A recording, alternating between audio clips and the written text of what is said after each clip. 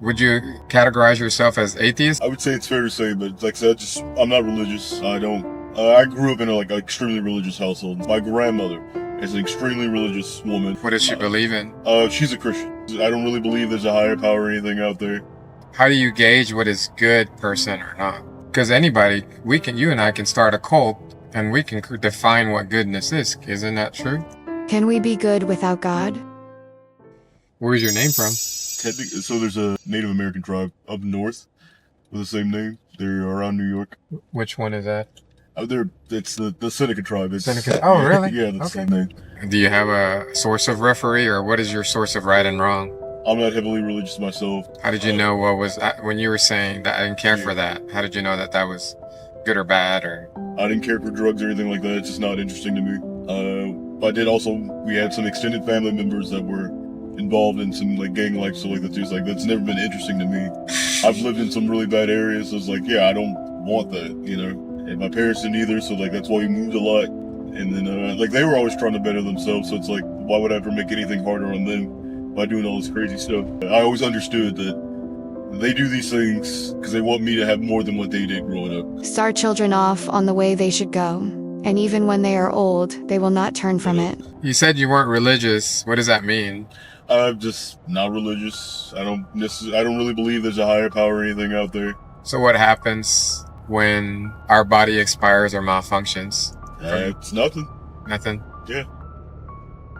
It doesn't matter enough what happens after. It's the here now that matters more. So I think you should try to be a good person, you know, do right by others, and then, you know. How do you gauge what is good person or not? I mean, everyone has their own set of morals, but, you know, Correct. Intrinsically, we all, for the most part, understand that, you know, doing wrong by others, cheating other people out of things, stealing from others, you know, harming other people, you know, through violence or anything like that, typically is wrong. Most people can agree on that. Who's the highest authority?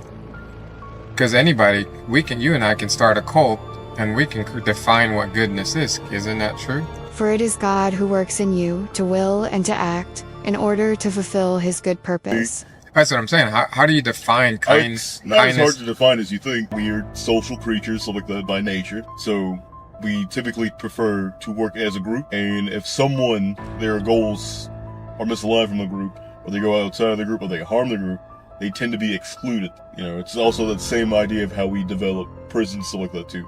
Is that you take out the bad of your group and you isolate them. You get them away from the whole, because that's just benefits society. So what I'm hearing is it's intrinsically built in us, but then nobody governs us because we kind of govern. We're self-governing bodies. Yeah, but even animals do it in the wild. Even mice also have a very complex social structure. They're fairly intelligent animals. They do have social structure. They grieve for their dead and stuff like that.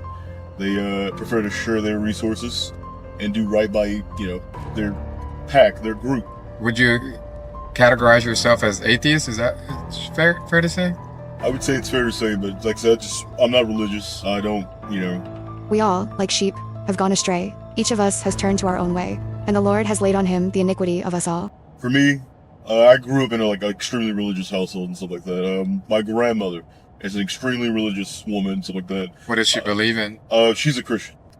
She would take out, you know, certain issues on me that had nothing to do with me because I was literally an infant.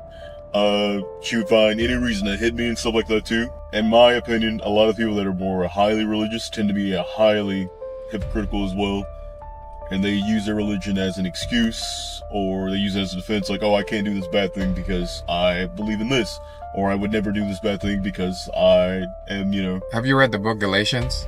I've heard of it, but there's several books in the Bible that you use to justify anything. Yeah. And people do that same thing. That's why they try to use it to, you know, demonize things like gay marriage and stuff like that. Even though most Christians follow the New Testament, Jesus never said anything against gay marriage. Whoever claims to love God, yet hates a brother or sister, is a liar. For whoever does not love their brother and sister, whom they have seen, cannot love God, whom they have not seen. What do you think about the one that says, but the fruit of the Spirit is love, joy, peace, patience, kindness, goodness, gentleness, faithfulness, and self-control. There's no law such against these. When someone writes that, like, can you be too loving, too joyful, too peaceful, too patient, too kindness? But what about I can't remember the exact name of the verse, but the verse, you know, dash the babies' heads against stones, slay, all men and all women who have, laid with men, and keep the virgins for yourself. There's a lot of destruction, war, sickness, and violence in the Bible that people try to write off, but it's there. It exists. That is what people believe.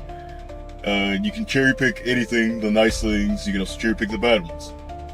I don't have any issue with people believing. I just believe when you try to use a religion as a weapon to go against people that you feel they're doing wrong, even though most of their actions have nothing to do with you. It's just, I believe that's wrong. So you should never use that as a weapon. You should never use it as a reason to attack people. And most of the time, it's just people that are just trying to live their lives. But the fruit of the Spirit is love, joy, peace, patience, kindness, goodness, faithfulness, gentleness, and self-control. Against such things there is no law. I guess what I'm saying is those are kind of like the metrics. So let's just say if you do abide by love, by joy, peace, patience, kindness, goodness, faithfulness, gentleness, and self-control, if you are running through those metrics, you could always say that, but at that point, we wouldn't have had the Crusades, we wouldn't have the mosque shootings, we wouldn't have, the active, threats against people and stuff like that. Just for simply, most of the time it's for people either being gay, people being trans, just people being people. People that, do nothing to affect others. If that were such an important part of Christian creeds, we wouldn't have things like that most of the time. Well, that's what I'm saying. We're going to fall short. But what can we strive for? Can we strive to be good? Like you're saying, intrinsically, if we focus on the things that we can do I mean, sure, but you can't get everyone to follow that. Sure. Which is just unlikely. Yeah. Well, pleasure. You have a good day. Thank you. Make every effort to live in peace with everyone and to be holy. Without holiness, no one will see the Lord. Subscribe for more real faith talks.